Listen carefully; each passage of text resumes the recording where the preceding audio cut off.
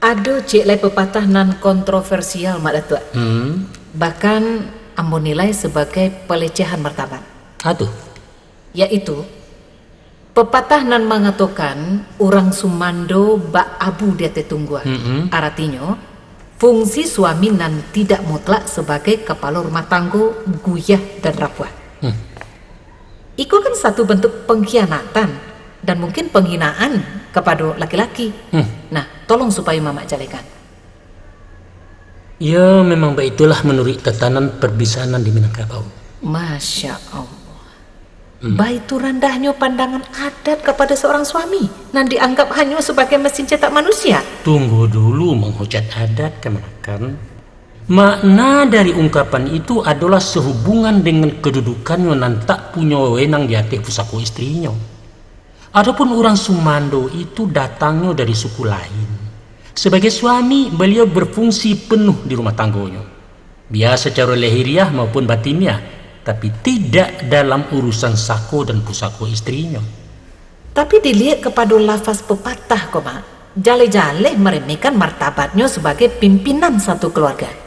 Kan sejak tadi Mamak katakan bahwa memahamkan satu pepatah haruslah melihat kepada konteks dan permasalahannya. Seorang yang ditugaskan menjadi guru tidak punya hak dan wewenang dalam urusan manajemen sekolah. Begitu kan Irma? Apapun alasannya, adat Minangkabau lah berbuat zalim mak. Kini mari kita tanya Bang Halil. Ya, boleh. Apa angku guru merasa dilecehkan selama kawin ke suku Pitopang ni Pekumbuah? Alhamdulillah tuh, kamu selamat. Tak ada keluhan selama menyumando ke tanah Minang. Malah ambo dikecekkan orang menjadi sumando ni mama. Lai terang atu pia. Karena angku guru tahu juara teh-bateh uku aja jangko sebagai suami orang. Nan karajo di kakoknya kewajiban ditunaikan, namun tidak latah mengaku urusan mama rumah.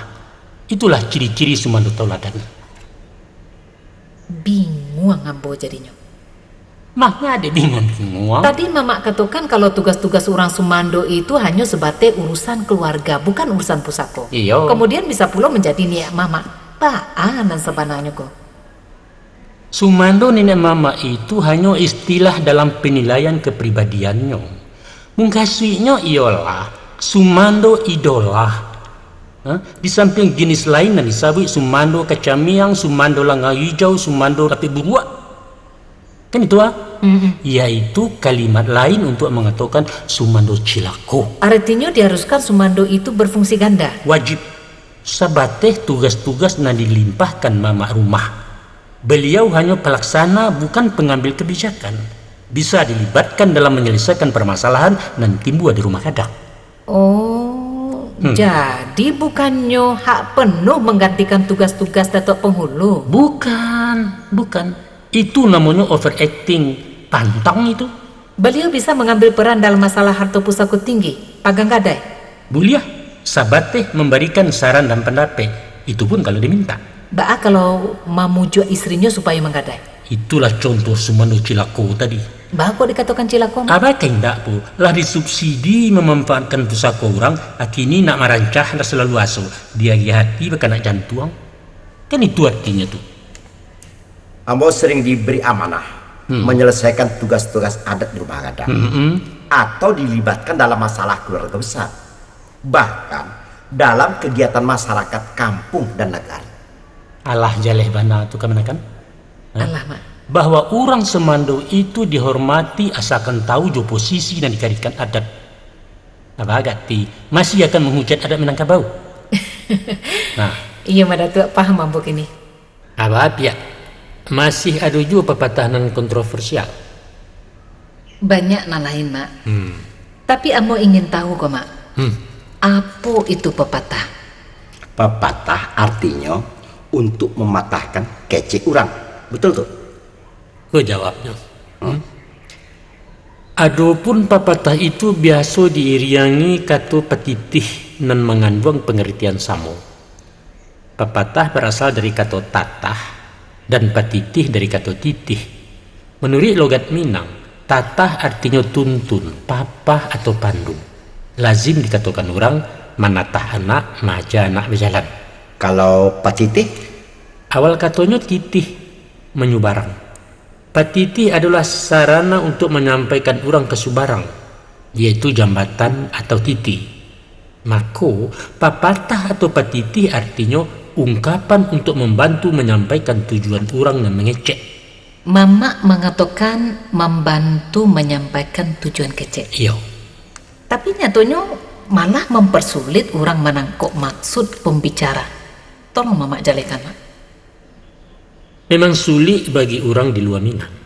Kami anak Minang pun mengalami kesulitan. Dek kalian alun menjadi orang Minang.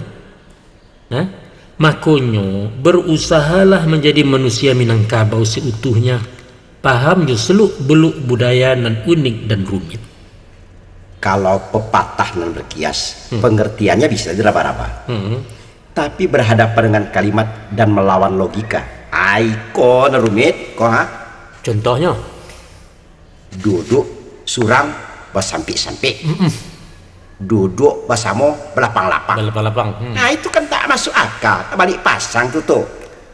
Memaknai tabaliak pasang itulah bukti kearifan orang Minang. Seharusnya pepatah itu disusun dalam kalimat simpel dan mudah dimengerti dan komunikatif. Kalau disusun dalam kalimat sederhana bukan pepatah lain namanya.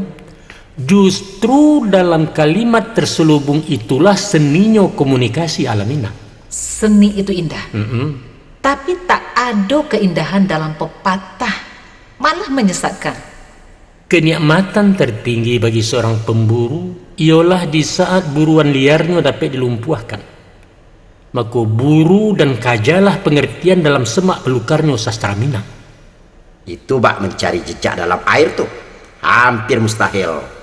Kalaulah bisa mengumpamakan pepatah itu sebagai ayat-ayatnya adat, maka hendaklah diterjemahkan dulu, kemudian baru ditafsirkan. Selanjutnya dibanding dengan kaidah-kaidah lain, di situ baru basuh hakikat kebenarannya. Itulah kiat dalam memaknai satu pepatah. Mak Datua, Ya. sepanjang pengalaman kami, banyak persimpangan makna dari setiap pepatah. Bahkan bertentangan satu dengan yang lain. Memang beragam hasil penalaran orang, sesuai dengan sudut pandang, nilai, dan takaran yang dipakainya. Namun, iko bisa disederhanakan dengan mengetahui pengelompokan pepatah itu sendiri. Yo, katakanlah rumus-rumusnya. Apa nanda tuh masuk? Ada 3 kategori jenis pepatah, yaitu pepatah nantasure, pepatah nantasire, dan pepatah nantasurwa. Kalau nantasure cukup dengan mandangan lafaz saja, lajaleh wujud kasihnya. Contohnya, Mak? Umpamu malu bertanya sasik di jalan, tidak perlu terjemahkan itu. Apa itu juga pepatah inge sebelum kanai kulime sebelum nabi, atau nak tahu rajin bertanya nak pandai sungguh baraja usang-usang dibarui lapuk-lapuk dikajangi lama diawak ketujuh dia orang dan lain sebagainya. Itulah jaleh tuh. Nah, kalau nantasire, Mak? Nantasire, sire itu berasal dari bahasa Arab, terisyarat. Sifatnya terselubung, remang-remang, kabu atau suruan. Ada juga yang mengatakan kata bersayap dan bisa kemari hingga karena materi pembicaraan. Umpamanya, Bu? Umpamanya, sediakan payung sebelum hujan. Bisa diartikan kumpulkan dana sebelum beralek. Itu kesik itu. Iya. Atau baserap kubek sebelum sakit, inge-inge mudo ketua batungke sebelum jatuh, dan banyak-banyak lagi kawannya lain tuh. Nah iyalah. Nah sekarang giliran yang pasuro. Nah tolong Datuk jelaskan tuh. Nah, itu yang paling payah dipahami. Bahan gitu, Mak? Para lu memakaikan naluri kata batin. Contohnya, ya nan tadi, duduk seorang bersampi-sampi, duduk bersama balapang-lapang. Iko bunyi nan tak makanan talingo tapi konsumen hati. Iya. Persoalan sepele jadi rumit kalau dipikirkan seorang diri. Itu artinya. Tapi segadang-gadang masalah akan enteng kalau dimusyawarahkan. Lafadznya melawan logika, maknanya masuk akal. Nah kalau pepatah inge yang di ateh nan di bawah kamaimpi. Kasihnya, di samping mewaspadai bahaya laten, Diawasi pula musuh dalam selimut. Ekstra hati-hati ya tuh kasihnya. Banyak kawannya tuh. Umpamo tagang baleo-leo kadua badan tiang angga yang namu dalam nanduo tangga tigo meminta sisiak kelimbe. Itu sama aja tuh sampai lalu lunga bertoko biarlah buru aselelo dan lain sebagainya.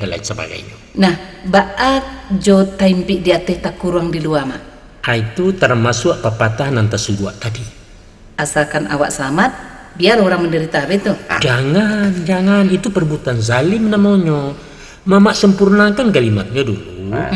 Taimpi nak dia teh tak kurang nak di luar. Pakai nak Maya. Pesan pepatah itu ialah berupaya merubah keadaan dari posisi tertekan. Itu maksudnya. Walaupun kondisi sarang taimpi, usahakan jangan sampai fatal sansarobana. Kata-kata nak itu ibarat lantiangan busur dan mendorong anak panah menjadi sasaran. Itu daya sugesti, itu spirit dan support untuk merubah kondisi. Biarlah menjadi stokaroto tapi makan samosa meja jeduk semang. Sasalero ya. Tapi bagaimana pula dengan tak kurung nak di luar? Sama saja jalan tadi. Itu semacam tambahan amunisi semangat bagi seorang yang berada di zona merah. Tapi manalah mungkin orang dalam kurungan berada di luar tuh. Manyogok. Bukan. Seorang tahanan yang biasanya tinggal di penjara, bisa saja menjadi tahanan luar, tahanan rumah atau tahanan kota, mungkin saja bukan? Caronya mah? Jalankan akak, puta kinci-kinci lanteh kanangan. Untuk itu tampuh segala jalan asalkan tidak melanggar hukum dan merugikan orang lain. Itu saja. Aduh Cielema. Satu. Iyo kan di orang, lalu kukan di awal. Nah pepatah itu arogansi, egois, nak manang surang. Salah. Kok salah mak? Itu namanya taktik, kiat dan etika dalam berdiplomasi. Sekali-kali ijan mematahkan argumen orang secara frontal. Tahu? Alang-alang bisa putih kalau talinya disintak melawan angin. Tapi loro dulu agak segumpa, kemudian baru ditagangi. Insya Allah menjujui nanya percayalah. Nah, ada cik lainan selalu mendengar. Apa artinya maampe itu? Mahampe artinya tahu jaturan. Orang nan tak mahampe artinya orang nan tak tahu jaturan. Indak basisi hatah jabareh inggo jabate halal jo haram sama saja. Tapi apa hubungannya jo aku ampe itu mak? Manga ndak disabui kok manigo bagai atau manalimo atau malapan masa puluh bagai. Coba simak. Dalam filosofis Minang, kalipatan ampe adalah angko bertuah. Hampir sado aturan hidup terdiri dari ampe dan ampe. Misalnya mak? Misal, adat tabagi ampe. Ya. Adat nasabana adat menteradat, adat dan diadatkan, adat istiadat. Kato terbagi ampe, hukum ampe macamnya, jalan pun ada ampe. Dalam pemerintahan adat disebutkan babasa ampe balai, baka ampe suku, orang dan ampe jini. Ada ampe arah, utara, selatan, timur dan barat. Kan ampe tu Iya, asal lain tu mah? Sahabat Nabi berampe, Abu Bakar, Umar, Utsman, Ali. Imam pun ampe, Syafi'i, Hambali, Hanafi, Maliki. Kan ampe tu Iya, asal lain tu apa boleh mak? Lambang basa-basi. Suruh puasa tu mak? Siriah Pinang Gambia Sadah. Unsur alam, api, tanah, air, angin. Kan sampai tu. Kalau resep sambal resep sambal, lado, garam, bawang, asam, sampai tu. Ubek tradisi kumpai cikarau setawa sedingin kan ampe tu. Iya. Bela diri silek belangka ampe, kesenian saluang begiri ampe, permainan main domino pun berampe, bakwa pun ampe juga banyak. Sadunya ampe Maya. Ampe sederhana apa nanti ampe? Ata masuk kalau ampe puluh ampe. Aku dapat ijan begini ampe. Pasti barusan jo PP ampe. Ada satu pepatah yang juga membingungkan. Satu. Titi biasa lapu, janji biasa mungkin. Rasanya ikut ajaran sesat. Tolong Datuk jelaskan. Pepatah itu bukan dalil kebenaran, Bang Alil. Bukan ajaran adat, bukan. Bukan. Lafatan batuannya titi biaso lapua janji binaso mukia. Salah. Lafad ijan dirubah-rubah. Kata biaso dan bukan binaso. Artinya memungkiri janji itu hal yang biasa, tidak salah. Adapun biaso di siko bukanlah menyuruh membiasokan. Tidak itu doh. Tapi bermakna cenderung atau terbiaso. Acok mana orang mengkiri janji. Jangankan orang awam, Adam pun mengkhianati janjinya, Tuhan indah akan memakan buah hudi. Toh dilanggarnya juga. Oleh sebab itu, usah berjanji kok raso indah kata TPI, ijan pasannya adalah peringatan. Tunggu. Dek sebab itu, usah berjanji kok raso indah kata TPI. Jadi pesannya adalah peringatan. Kalau titi biasa lapuk, Titi memang bisa lapuk. Sedangkan jambatan basinya bakare kok kun batang karambia lah belum. Hati-hati menyubarang jangan sampai terambau masuk bandai. Itu artinya tuh. Kalau baik itu pepatah indak salah monyo jadi pedoman mak. Justru guna pepatah untuk jadi pedoman. Nan wajib dipahami adalah kandungan substansinya. Pesan pepatah banyak dan beragam. Adonan berisi anjuran dan suruhan, adonan bersifat melarang, adonan peringatan, menyuruh waspada, membayangkan orang tak jujur dan lain sebagainya. Kasadonyo untuk jadi pedoman. Iyalah, paham membok ini mak Datuk. Persoalan patatah jopatitiah cukup dulu mak. Kini kita baraliah pulau kenan lain, yaitu soal tulisan. Tulisan boleh ya. Apa pula je tulisan? Kita tahu bahasanya setiap bangsa di dunia kok punya tulisan. Ada tulisan Arab, ada tulisan Cina, tulisan Latin dan lain-lain. Baik itu juga di Nusantara kok. Orang Jawa punya tulisan. Betul. Orang Batak pun ada lo tulisan. ada. Orang Bugis, kebetulan orang Batak ya, Pak Guru. Kemudian orang Bugis, orang Bali, orang Toraja dan orang Pasmah. Orang apa tuh? Orang Pasmah di Pegerawan. Pasmah ya. Ada tulisan surang-surangnya. Ya. Tapi Minangkabau tidak punya. Kurang awak dari orang. Sia mengatakan tulisan Minang itu tidak ada. Ada. Tapi lampe puluh tahun namun di Siko belum pernah jumpa tulisan Minangkabau. Bang Halil bisa membaca buku Tambo Lamo milik satu keluarga di Limau Kaum Sangka. Manalah mungkin membaca, Malik saja pun belum pernah. Nanti Lambo perkenalkan dan ajakan membacanya. Mudah kok. Hanya abjadnya bukan dari gambar-gambar huruf, tapi patahan garis-garis pendek dan ditambah titik-titik. Dibaca bersuku kata kemudian dirangkai jadi kalimat. Itu. Heran. Manga tulisan itu indah dikembangkan, Mak. Memang masih ngaco. Untuk apa? Untuk disimpan. Manfaatnya? Sekedar membuktikan bahwa awak lain sama orang. Itu bibazir. Menyembunyikan kekayaan budaya adalah kerugian besar dan itu kesalahan. Kalau dibudayakan, maka orang Minang akan terbiasa membaca nantasure, indak paham jo nantasire, apalagi nantasurwa.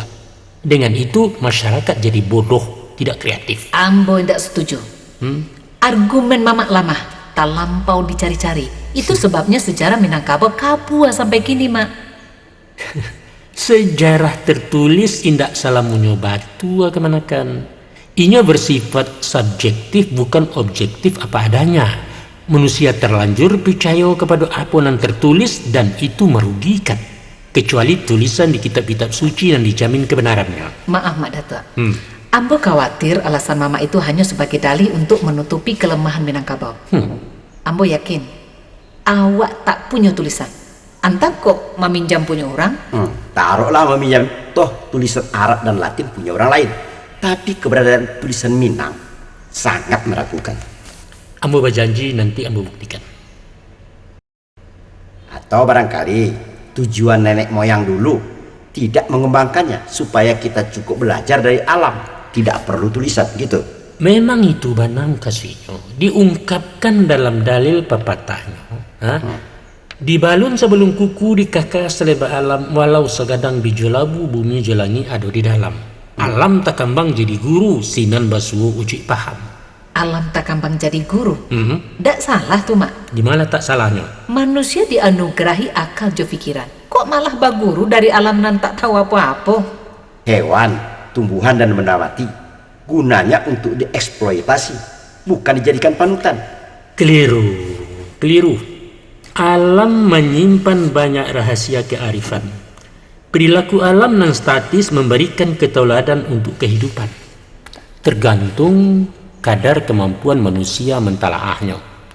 Nah, Anda sanggup membaca bahasa sandi alam tak kambang, jauh akan lebih pintar dari orang yang hanya merangkai huruf demi huruf. Apa contoh manfaat perilaku alam untuk manusia? Iko. Untuk menentukan arah di lautan, para pelaut tempo dulu berpedoman kepada posisi bintang di langit. Bahkan mereka mampu memprediksi cuaca hanya dengan melihat awan barara. Itu dulu, Mak, sama so alun barabalon. Kini ko nakoda kapa cukui manaku menjelik kompas. Tapi sebelum si bule memikirkan membuat kompas, orang awal dahulu memakainya. Datuk, diskusi kita bukan tentang masa lalu. Jangan lupa, Bang. Pangka kaji tadi kan tentang tulisan Minangkabau masa lalu, bukan tulisan Latin masuk kini. Baiklah, kinilah banyak buku tentang apa saja problema kehidupan. Ajaran alam indak relevan lagi untuk dikaji. Lah kuno, Mak.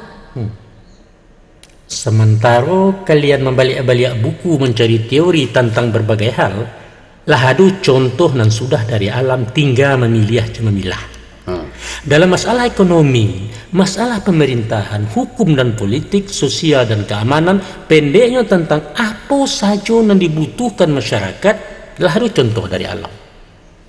Bagi kami para pendidik, apa yang bisa dipelajari dari alam atau cara mendidik anak di rumah tangga? Baraja dari ayam.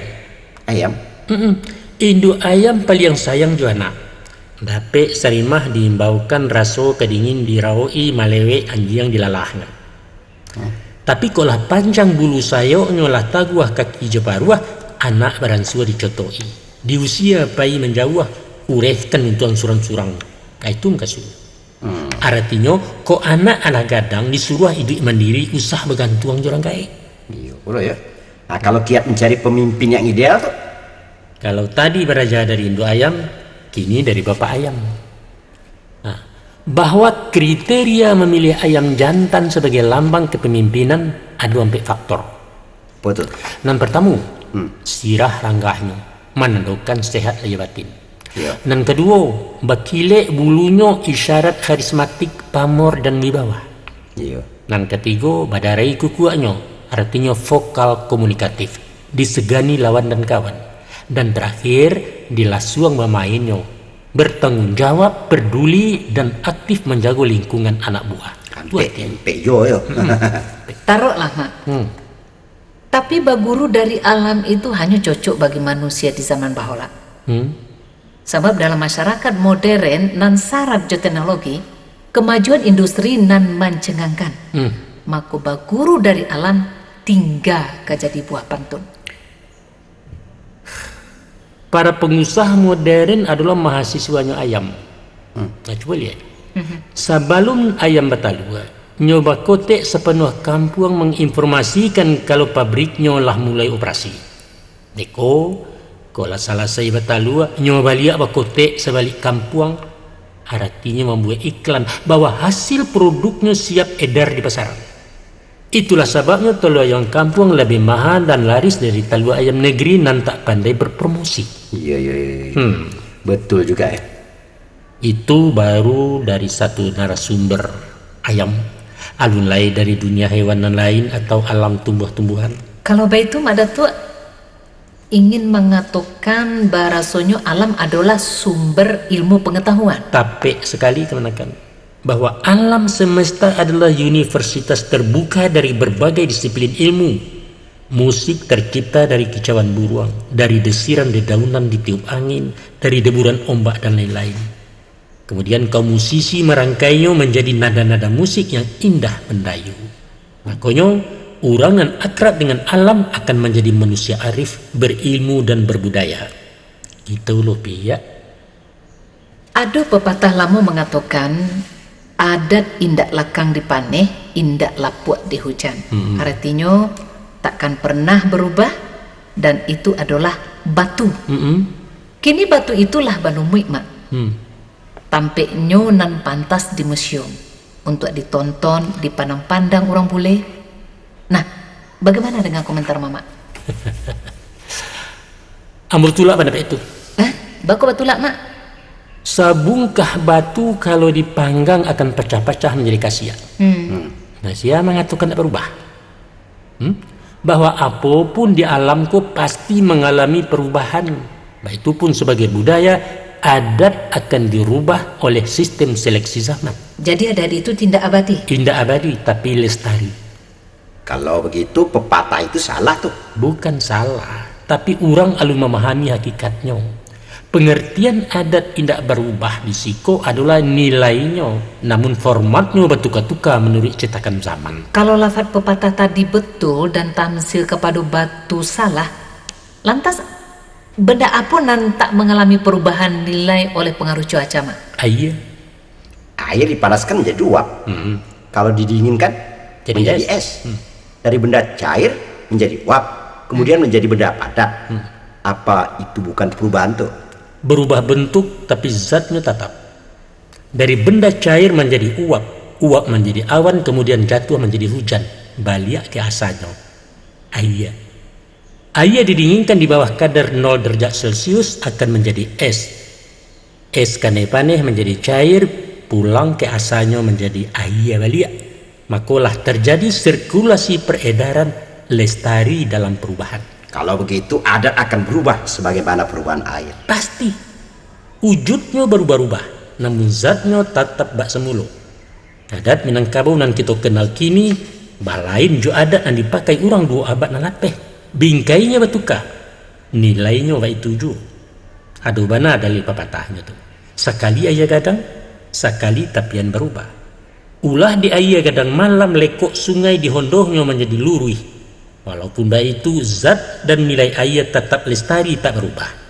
Nyomailia dari ulu ke muaro, sifatnya tetap membasahi. Binan tunggang nyo manajun tibo delakuang nyata ganang. Itulah adat Minangkabau. Umpamanya mak? Dulu orang bertandang bebantang kalapia. Ini baduduakan di sofa di kursi. Betul. Terjadi perubahan sarana, namun tujuannya tetap menyenangkan tamu. Nah, etika menghormati tamu itulah nilai yang takkan berubah. Pepatahnya, buliah duduk berkisah sakan di lapiak nan salai, silahkan tagak bepaliang di asal di tanah nan sabingkah. Ba'a mamak menerjemahkan pepatah ada di anjak indak layu, di bubui indak mati. Ada yang mengatakan itulah bunga plastik. Barasanya adat itu lambang kepura-puraan, palsu dan formalitas. Satampang baniah disamaikan takkan mati di bubui. Dan kalau dipindahkan ke tengah sawah berpantang layuan. Sebabnya mak? Karena baniah itu tumbuhan yang hidup. Inyo akan tetap tumbuh dan berkembang asal dirawat. Untuk kemudian berlanjut menjadi bibit padi baru. Ya, itu kalau bibit padi. Bagaimana kalau batang kayu? Orang bisa memindahkan batang palam bau mua 5 tahun tetapi jala raya. Idui. Nah, jangankan dibubui, ditabang pun akan bataruak kemudian menjadi batang baru. Baik tujuh adat Minangkabau, lestari turun-temurun. Tapi adat bisa dibunuh ada kekuasaan mak. Kekuasaan kolonial tidak mampu membunuh adat Minangkabau. Kalau dimatikan ke undang-undang.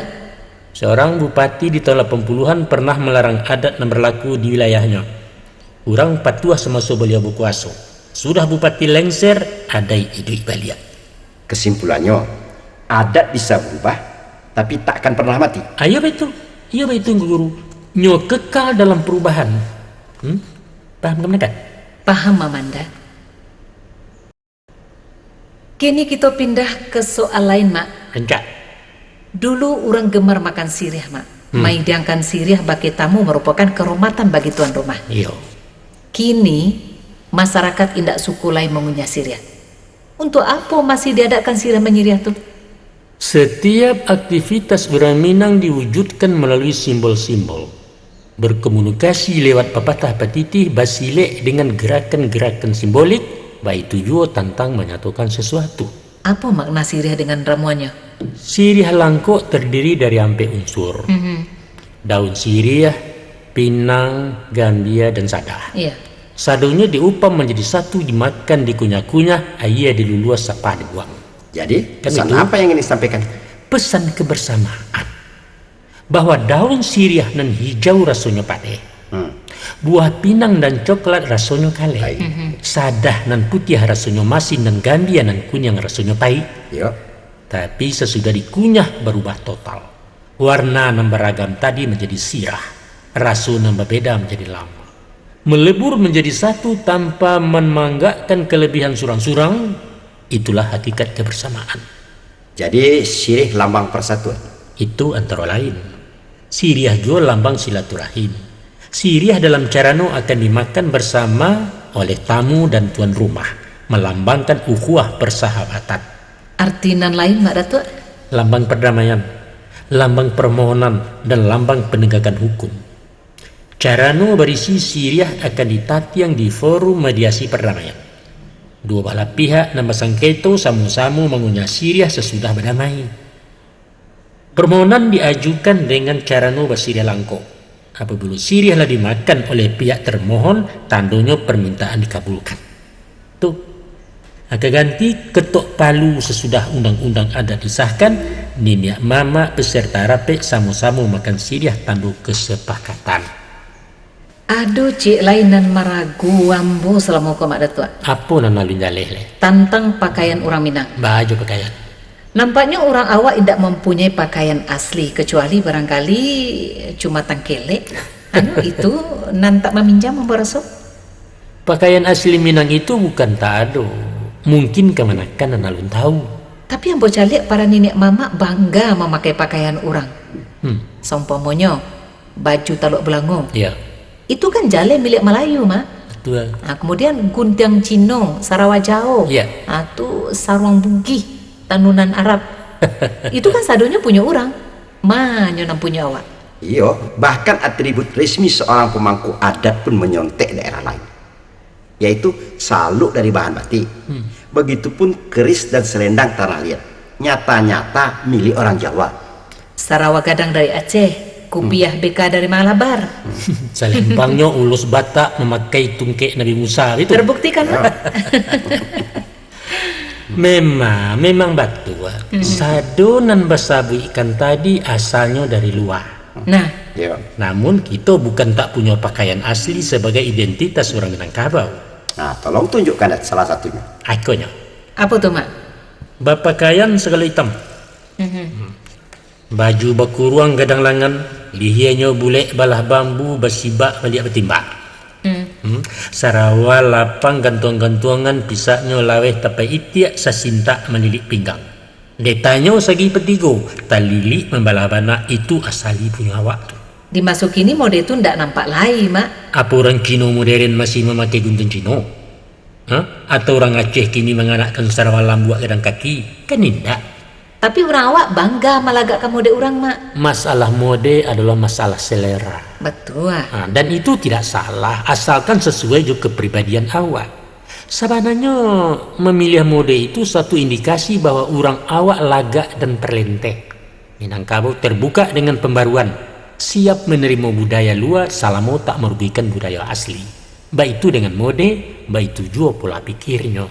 Tapi Minangkabau miskin ragam busana dan kurang kreatif. Keliru, bukan begitu. Itu. Sebenarnya orang Minang bukan mencontoh mentah-mentah, tapi mengadopsi dengan mengolahnya, kemudian mengklaim punya sendiri. Umpamanya, Mak. Selalu umpamanya.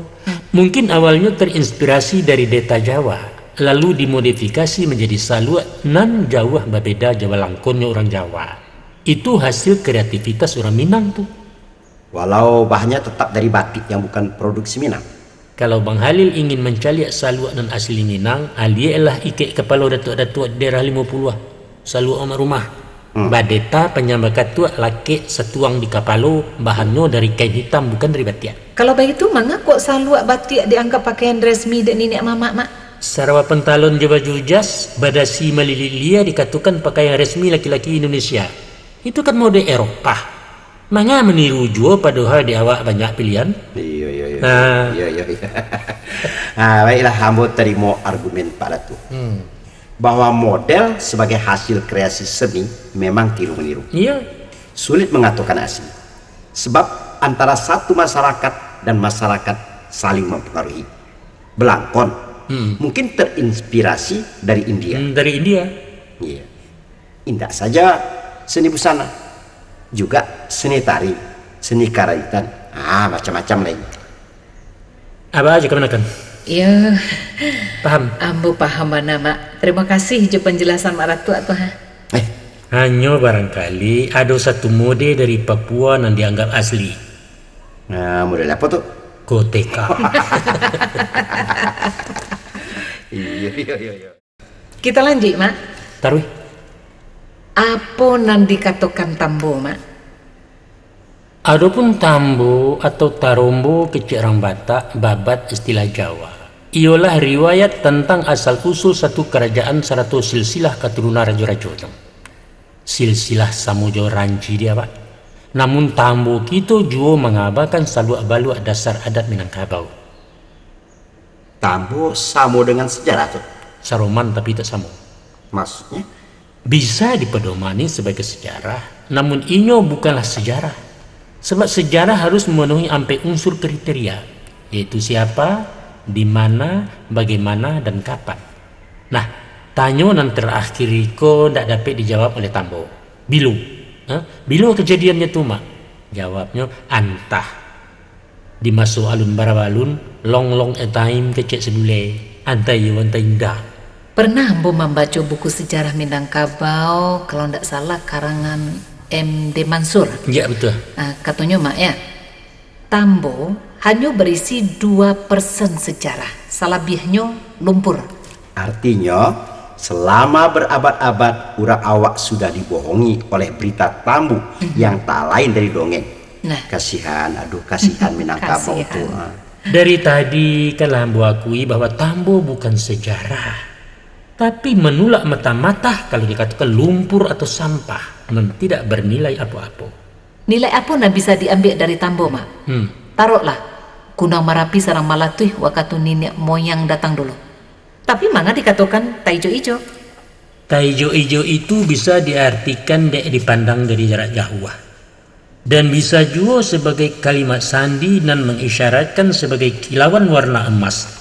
Dan memikik hati petualangan dunia inge julukan lain dari Pulau Sumatera, yaitu Suwarna Dwipa, artinya pulau emas. Jadi kalau Gunung Merapi sagadang talu ikik tuh. Jangan diartikan siro harfiah, guru. Ya. Mungkin simbol dari cikal bakal satu negeri besar. Sesudah diarami oleh putaran zaman, akhirnya menjadi itiak-itiak nan maranangi Nusantara. Itulah orang Minang kini. Kato bakie runiang bamisa. Mungkin saja, kan? Mungkin iyo, mungkin indah. Tugas kalianlah mencari jawaban yang pasti. Ibarat teka-teki silang, isilah kotak-kotak pertanyaan dari atas ke bawah, dari kiri ke kanan, sehingga basuo jawaban yang dicari. Itu bangkalai generasi penerus untuk menyudahkannya. Walaupun ada kemauan, tapi kami tak punya alat pembuktian. Disikolah kekurangan Minangkabau tak punya tulisan. Indah perlu diratoi soal tulisan Minangkabau itu do. Ambil saja hikmahnya bahwa kalian dilahirkan dari etnis nan diajar cadia. Orang nan tak biasa makan pisang bakuba dan hanya tahu jenan nado dan instan itu manusia lambia. Gerak lamban mutaknya baku. Untuk itu cari anak kunci dari gudang sejarah Minangkabau nan masih tertutup. Ibarat mencari jarum di jerami itu. Mau tanya Bang Alil? Ya. Siapa pernah jumpa dengan binatang dinosaurus yang pernah hidup jutaan tahun yang lalu? Itu saja tidak ada. Nah, badek binatang purbakala itu dipastikan ada sebagaimana gambar dan kita lihat gini. Itulah jasa para biolog nan merekonstruksi berdasarkan temuan-temuan fosil. kemudian dirakit menjadi karangko, sehingga berwujud dinosaurus. Itu dia. Mesti ada upaya menyusun kembali fosil-fosil sejarah Minangkabau dan berserakat. Kumpulkan dan tata dengan cermat sehingga menemukan wujud Minangkabau tempo dulu. Tolong Mama tunjukkan contoh di antara fosil sejarah tuh. Salah satunya Tambo. Cukian dan barasiahkan siso-siso tulang karangko Minangkabau di dalam tanah tumpukan tambo. Cari di dalam endapan pepatah, pantun dan gurindam, ataupun nama kampung-kampung lama dan cerita orang tua-tua. Di sinan ada jawabannya. Tapi kuliah ambo indak di jurusan sejarah, Mak. Minangkabau bukan hanya milik surang kurang. Dan himbauan ambo kepada anak kemanakan ahli etnologi, ahli antropologi atau disiplin ilmu terkait sejarah agar berupaya mencari sesuatu yang hilang tentang Minangkabau. Kalau bukan kalian, tunggu siapa lagi? Setahu Datuk, pernahkah ahli purbakala yang menelusuri jejak keberadaan manusia kuno di Minangkabau? Umpama penggalian-penggalian di daerah tertentu. Menurut satu artikel yang pernah membaca bahwa menhir atau batu tagak yang banyak ditemui di bagian utara Kabupaten Lima Pulau Koto dimungkinkan sebagai batu mejan purbakala. Setelah diadakan penggalian oleh bangsa Belanda di tahun 1932, ternyata di bawahnya ditemui bagian tengkorak manusia yang telah membatu. Apa hasil penelitian itu yang bisa mengungkap misteri sejarah Minangkabau? Setidaknya sebagai petunjuk. Entah apa sebabnya penelitian itu tidak dilanjutkan sehingga sampai kini alun ada petunjuk ilmiah sebagai bahan kajian. InsyaAllah nanti akan ada kegiatan ke arah itu biar oleh pemerintah maupun pihak swasta. Mbak Datuk, Ya.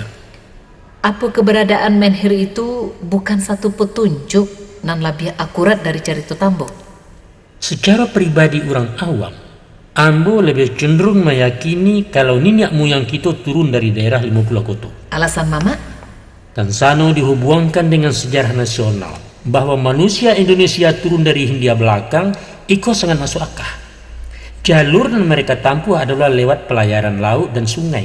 Salah satu kelompok masuk Selat Melaka lalu memudiai Muaro Batang Kampar sampai ke Hulu Mandarik di daerah Mae. Sesudah bermukim beberapa generasi lalu menyebar ke seluruh luar Nantiko.